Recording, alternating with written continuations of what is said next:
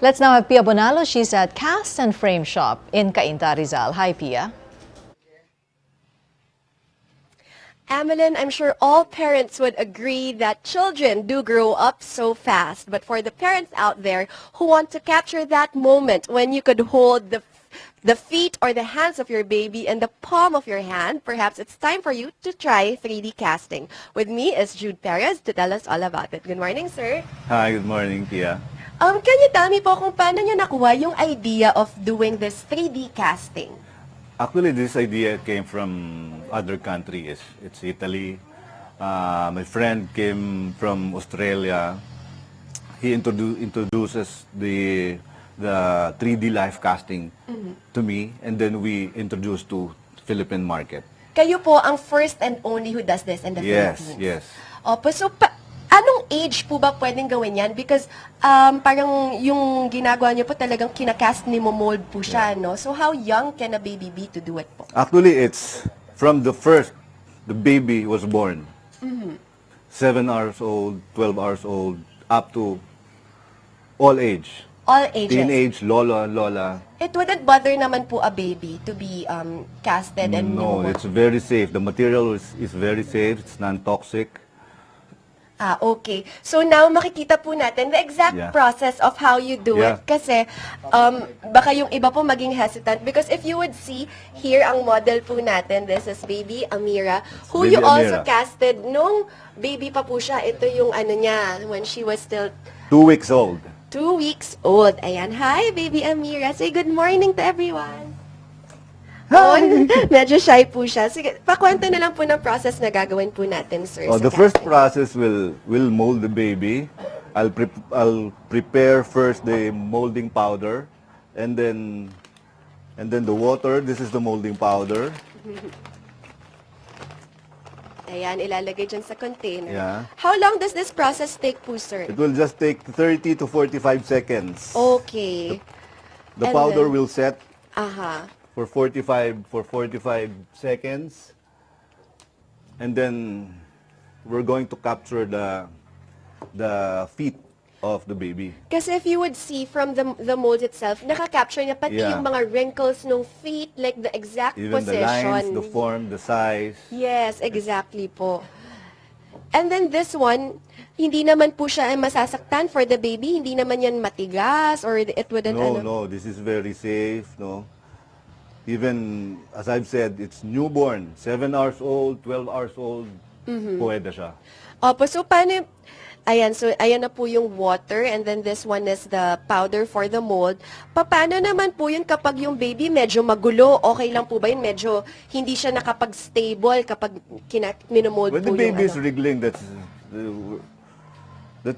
Okay lang okay po lang siya. yun. Okay lang siya. Sige po. So paano po yung mangyayari? So, this is the process. Aha. I'll put the powder in the plastic. Okay. no?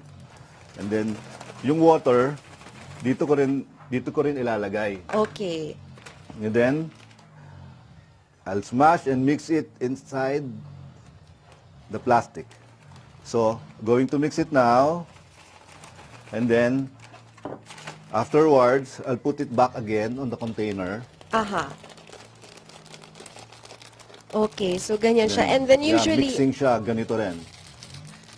yes, and then ayan po, pwede naman even from straight out of Yeah. the hospital, pwede rin pong Yeah. gawin ng mga ano, syempre, pag bagong panganak, di pa sila pwedeng Yeah, umalis. hindi pa sila pwedeng lumabas. They'll steer in rest. So, So, ano, I'll be the one to go to their house. so pwede po yun, kasama po yun sa services Yeah. ninyo. Yes, yes, baby Amir, you want to say something? You want to say hello to anyone? Say hi, baby. Naiiya pa si baby Amira. But there, as you can see, dito from 2 weeks old, dito naman she's now 2 years old. And then, meron din po kayong mga projects, those who are older, for those naman na gusto capture yung sa grandparents nila. Yes. Pwede din po nilang gawin. Ayan. So, makita natin yung So, feet. This is the dipping Okay. process. We'll now dip the baby. There. So, gaano katagal po natin gagawin yung nakadip po siyang This ganyan? is 30 seconds to 45 seconds. 30 to 45 seconds. Yeah. And this then, is very quick. Huh? opo. Even the babies, wriggling or moving a lot, once the powder sets, no, it cannot move anymore. Ah, okay. Pero kapag hindi na sila makagalaw, hindi po ba yun ouchy for them? No. So that's Actually, that's the totally- time the powder's getting their lines, their, nails, Okay. everything. And then, as soon as the mold is ready, gaano po katagal ang waiting time for them to get the finished product? The finished products is around 2 to 3 weeks. The earliest is 2 weeks. Okay. And then, makikita po, there are different colors available. Ano po ba yung mga 4 colors po na It's pwede? only 4 colors. It's copper, the silver, the bronze, and the gold. And the gold one. Yeah. Ang price range naman po natin para po sa mga ano. For the if- complete package, which is the 2 hands and the 2 feet, it's around 4-5. Aha. And then for the 1 hand, 1 foot, or 2 hands, or 2 feet, it's 3-5. Oh, okay. Yeah. It's quite pricey, but Yep. then it's really a very unique way of capturing talaga that Yes. moment. Kasi especially for new parents, di ba po? Siyempre gusto nilang nakikita yung talagang itsura ng hands and feet. Correct. Ayan. So ito po, nagsiset So, na po ba yung yep. mold? It's now There. done. So, Oh, there. so it will just pop out, no? Okay. Eventually, the baby will just pull his feet out. Sige, can you try pulling your feet out, Baby Sige, Amira? pull. Pull? Go. There. And then, ayan, mas makita natin yung feet niya, parang wala lang din Yeah. naman nangyari. And then, Yep. there, nandyan na po yung So, mold. So And this is then- the mold already. In 2 weeks, you could pick up the finished product. Please do invite everyone sa mga gusto pong mag-capture ng mga ganyang moments to do check out po your store. Hi, everyone. I'm inviting you to cast your baby as soon as possible. Once you deliver your baby, the smallest is the cutest. So have your cast and frame in your house. Sige po, thank you very much, sir. Meron po bang telephone number na pwede po palang matawagan? Yeah, you can contact me at 0917. It's 5255-277.